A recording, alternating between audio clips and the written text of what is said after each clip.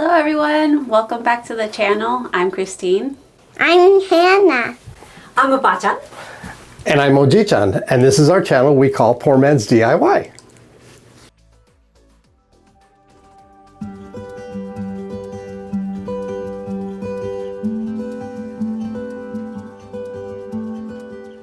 This week we have a new video using our ACMER P2. And this is what we made. I have another order from a customer. I actually have a few of them, but I have one that I really want to test out on here. And by testing it out on my ACMER P2, I'm going to be able to see how efficiently I'll be able to do this, how quickly, how cleanly it comes out, all while testing this. This could be an ideal backup, or it could be something that I can run simultaneous with my other equipment so I can produce even more things at once instead of one by one by one. We're going to go ahead and show you step by step of what I do to make a particular a plaque. In this case, we're going to take this particular logo and we're going to turn it into a plaque. All right, the first step we're going to be doing is we're going to be cutting out a base here using 1/4 inch plywood. We're going to be doing a little bit of engraving on there. Normally I don't do too much engraving. I've said this a few times, but this works. Engraving will work as a background that's part of the logo itself. And so let's go ahead and start on that and we'll show you how that works. We're going to be doing this in layers. We'll see how quick and clean this works out, and let's get to work.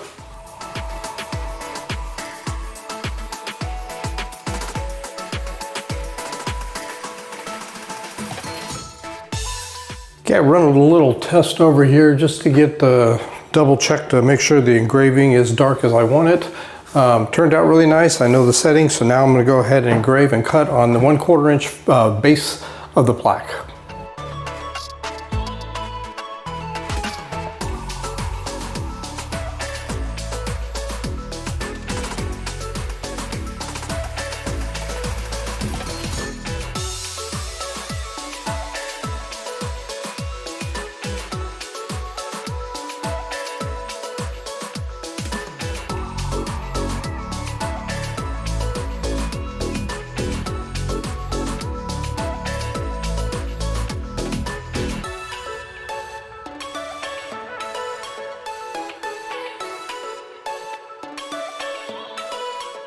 All right, so the first layer, the base, came out actually quite well. Although it may not look like it, you can see some pretty bad scorching around here.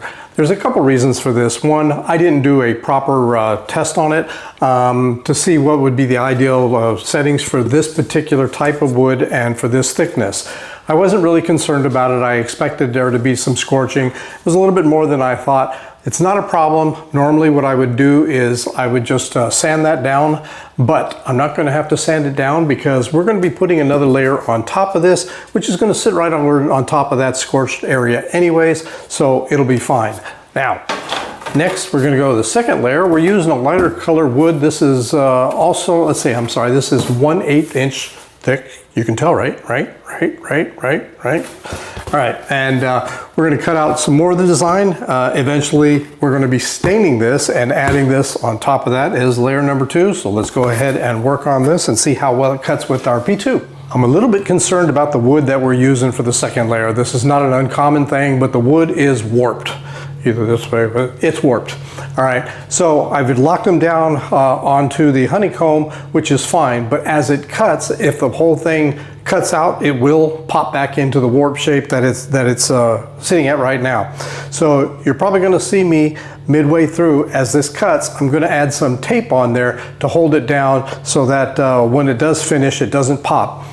Why is that a concern? Well, once some of it pops up, what happens then, if the laser head goes over it, the laser head will hit the pieces of wood that have popped up and it will jam the system, move all the wood, and you've just ruined the whole thing. So I will either pause it, or just behind the laser, I'll just take some blue tape and hold it, tape it down to make sure that it stays flat for the rest of the cut and nothing pops up. All right, let's go ahead and cut this now.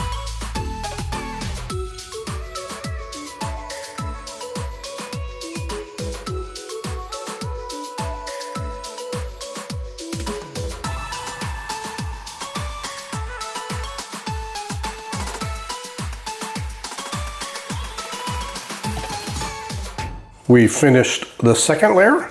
And as I mentioned, we put this over on top and the scorch marks are gone. We're going to have to do a little work on this here, but that'll go in here. Now, we have one more layer to go because we're going to be adding letters on here. We're cutting all the letters out. I'll show you how I do that, and hopefully this works out really well on our P2 and makes it a little bit easier. And then I have another set of letters I have to do, and that's going to be done on a different piece of wood. I'll show you that and explain why later.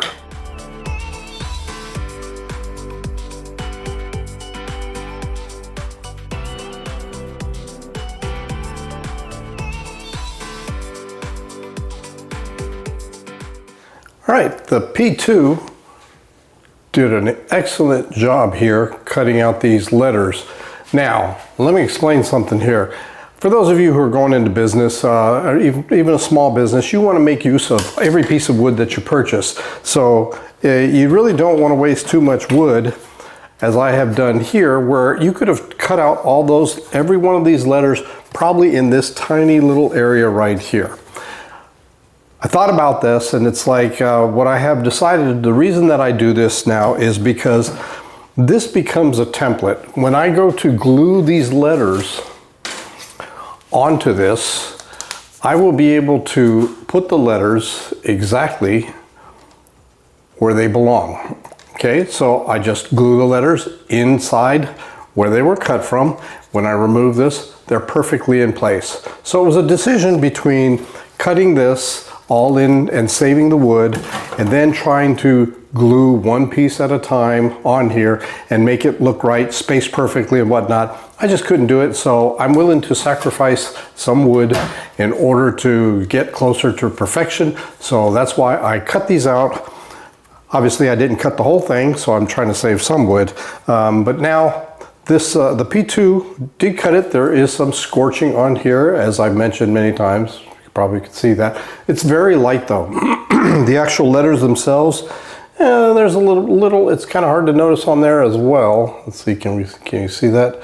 It's not bad, just some very light sanding. What I'm going to do here is I'm going to put all the letters back here on my workbench and do a real quick sanding, and they should come out nice and clean. And so these letters are going to pop after I actually stain this a red mahogany. Now, let's go ahead and take a look at how we do that.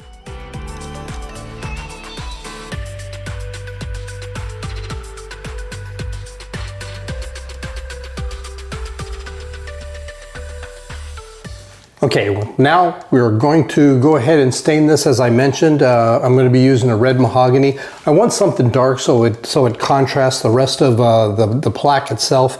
There's a couple ways you can do this with the stain. Normally you wipe it on and then you brush it on and then you wipe it off, and you can add multiple coats. The more you add on it, or the longer you let it sit before you wipe it off, the darker it gets. I found for my purposes, I tend to just coat it with stain and just let it stay that way. I don't wipe anything off and it becomes a perfect darkness. If I were doing a really big piece, I'd wipe it off, but this is so small that you're not going to notice that it has large amounts of stain on it. When it all dries, it's all going to be epoxied. You're not going to notice any of it anyways. So I'm going to go ahead and stain these up a little bit darker, and I'll show you what I mean.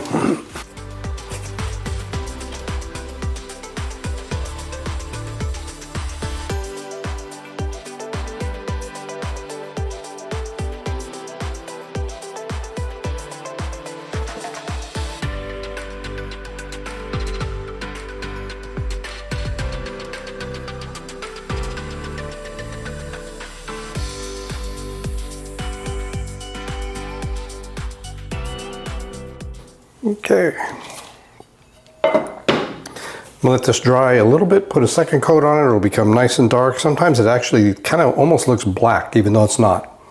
While the stain is drying, I'm going to go ahead and do a little painting. I normally don't do any painting unless the customer specifically asks. In this particular case, the logo has a very distinct component that is very white, and I think it would look better if I actually paint this. So I'm going to go ahead and do so, and I do this using spray paint. I'm not good at art at all. I just use my laser to cut out things. So with a little piece of tape and a cup. I stick this on here, and now I can spray paint it without it not flying off. I found that if you just put the piece of wood on top of the cup and you spray paint it, the pressure of the spray paint often blows it away. So this was just a lesson learned. Let me take this outside and spray it, and I'll be right back.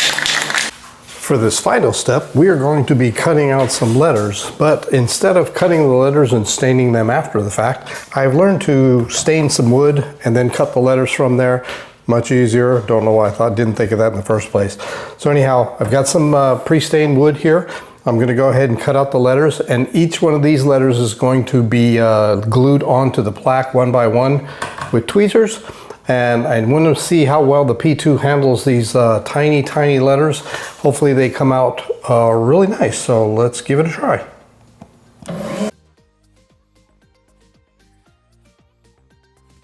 Our next step is to combine all these, glue them together layer by layer, and we'll see how that turns out.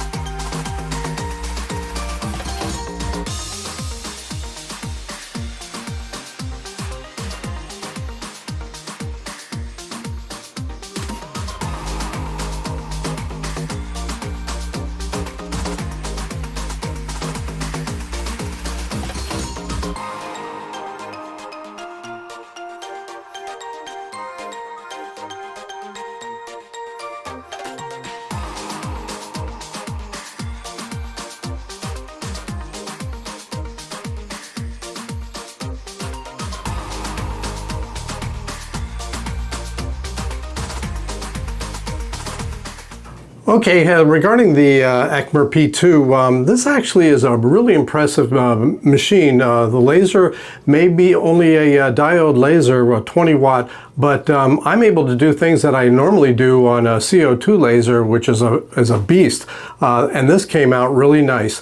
We didn't get into the full details on how we pour epoxy. That's something, if you want to check out any of our other videos on how we make plaques, it's in there. We wanted to focus on the abilities of the P2, and it did a fantastic job. So this is definitely something that we've enjoyed using, and I have a feeling we're going to get a lot of use out of the P2 in the future as well.